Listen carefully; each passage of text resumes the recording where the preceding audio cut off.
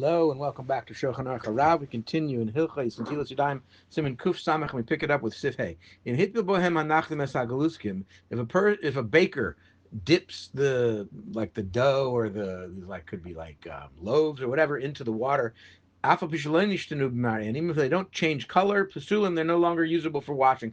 If he dips his hands in the water, and he uses his hands then to rub that water on the loaves, or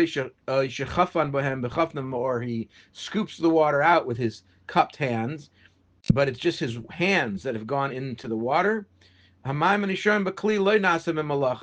the water that's remaining in the container has not had any work done with them. The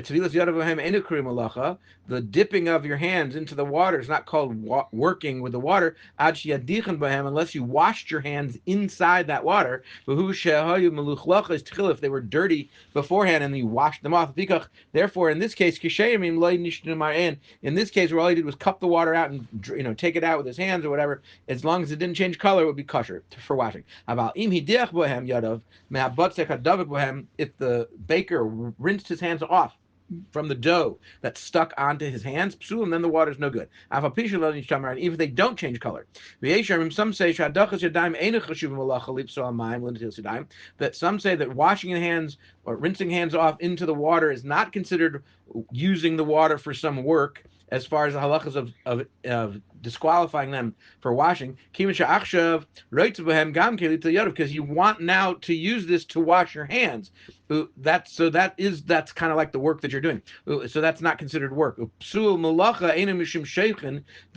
of using the water is not because this water is going to be dumped out.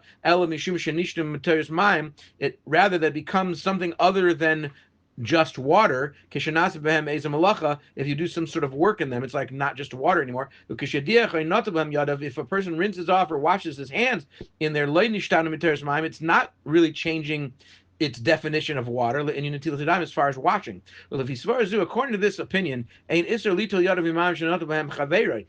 would not be forbidden to wash your hands with water that someone already used to wash his hands. And you caught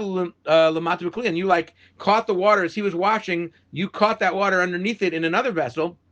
The only problem there would be that the water itself is becoming tamei from the tumah on the other person's hands. If he didn't do a full revius at once, that water becomes tamei. And then the second water that he poured on his hands would not be betaher because he didn't do it the right way. The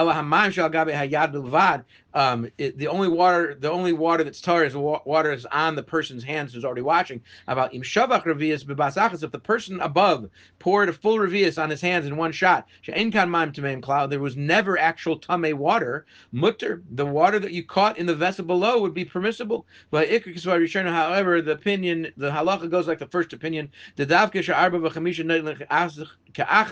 like only when 4 or 5 people are washing together, and it's like all one hand, then we don't have to be worried about using it as it's considered working it. But otherwise, that would be considered using it in work. And therefore, you're not allowed to wash with water your friend just used to wash with, and he's even if you retrieved it in a vessel, even if he poured a full revius in one shot, because that's considered doing work.